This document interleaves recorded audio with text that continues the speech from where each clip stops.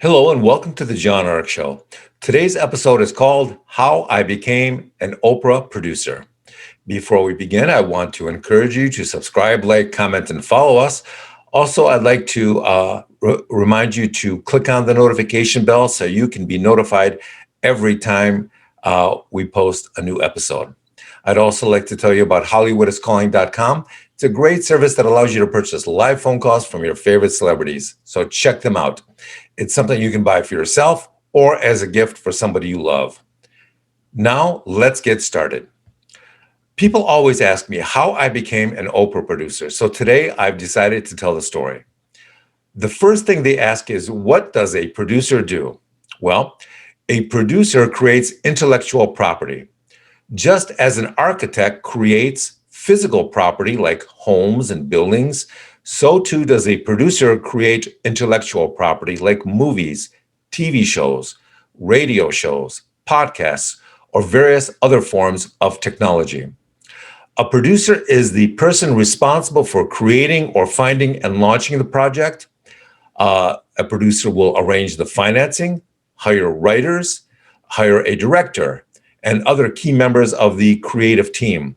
The producer will oversee all the elements of pre-production, production, and post-production, and will work on the project until it's completed. The next thing people will ask is, how did you become a producer for Oprah? Well, back in the day, there were a lot of TV shows being filmed in Chicago. There was the Oprah Show, Jenny Jones, Jerry Springer, the Phil Donahue Show, the Rosie Show, the Steve Wilkos Show, and there were a lot of other TV talk shows being filmed elsewhere around the country. But generally speaking, the most important, the best, and the most popular TV talk shows were produced and filmed in the Chicago area and broadcast nationwide. So at the time, I had decided that the best TV talk show to work for would be Oprah. So I sent them a resume and a copy of a documentary that I wrote, produced, and directed, and nothing happened. I waited and I waited and I waited, and they never got back to me.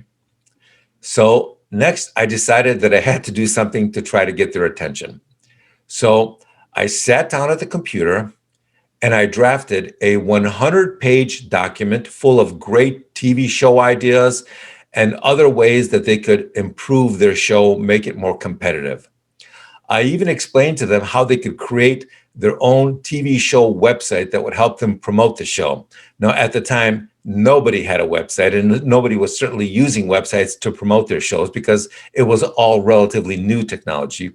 But that was something that I incorporated into the proposal and the pitch for them.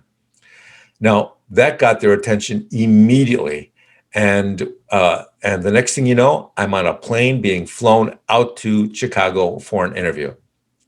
So they fly me out and they put me up in a beautiful 5-star hotel, and I had a great interview with their supervising producer. Her name was Diane Hudson, and the interview went really, really well.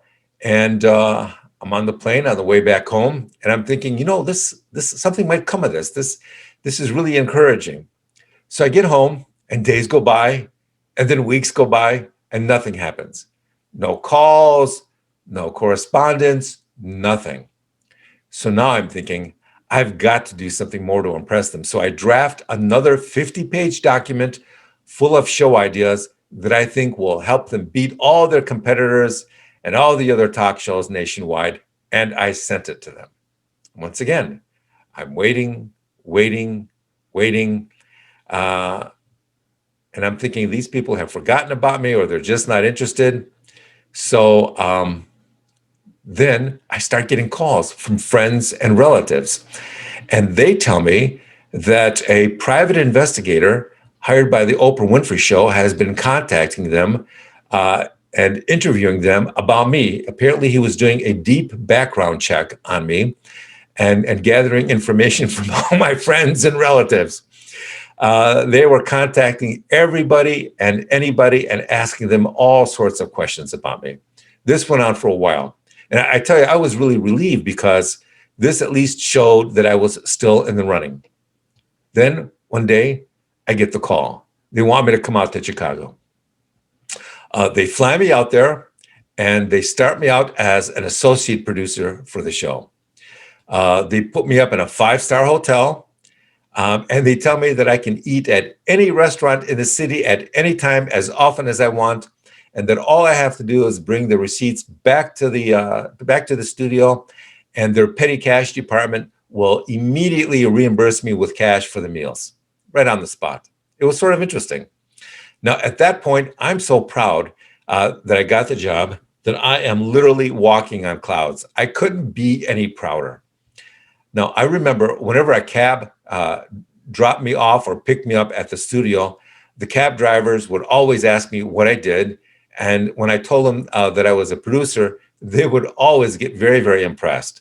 It's a very heady experience. It really makes you proud. At that time, Oprah and her show were the best in the country, and they ran the city of Chicago. So I'm working as an associate producer.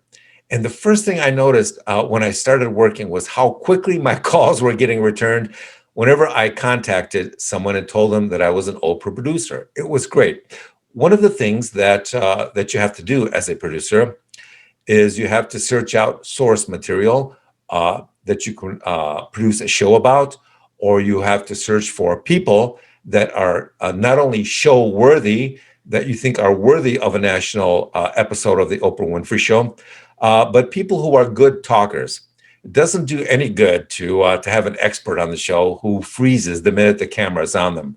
People who will stutter or stammer, or their memories go blank, or they start saying hello to mother or something else weird. That's what you don't want. You need experts and people who are camera friendly and who will do well, who will present well on the show. So I'm working as a producer. My calls are getting returned quickly by anybody and everybody I call, and I am just as happy as can be. I remember the first time I went downstairs in the studio and was shown the actual filming studio, where the audience and Oprah, they all gather for the show. It was amazing. To me, it was like being on the Starship Enterprise. I couldn't have been any happier. It was so unbelievably impressive. I remember going out at night and checking out the city of Chicago. And whenever I'd meet somebody, the thing about people in Chicago is the first thing they want to know when they meet you is, what do you do for a living? So I wouldn't always tell people, but every once in a while I would. And the moment I told them, it was amazing to see how their faces would light up dramatically. Now, back then, Chicago was an extraordinarily beautiful city. It was well run, well managed, lots of exciting and ambitious people everywhere. It was almost like the New York of the Midwest. Now, I remember the first time I met Oprah in the studio. I'm walking down the hall, reading a document, and I look up, and Oprah's walking down that same hall. She's walking towards me. And she looks at me and she says, hello. And I say hello. And I remember she smiled and said hello with such warmth and friendliness and modesty that I was really taken aback. Before that moment in time, I had never met a billionaire.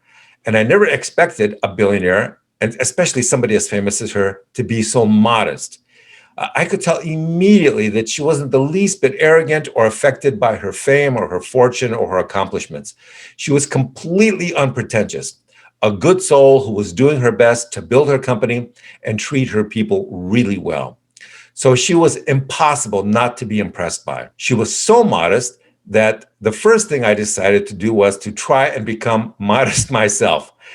Ever since then, I've always noticed when people were modest, and it has impressed me always. So that's how I got my first big time job as a producer. I want to thank all our viewers for watching and tell you that we're going to have more great celebrity interviews and more breaking news stories coming up in the future. So we want to encourage you to subscribe to our channel and click on the notification bell so you can get notified every time we upload a new episode. Thank you for watching, and we shall talk to you soon. Bye-bye.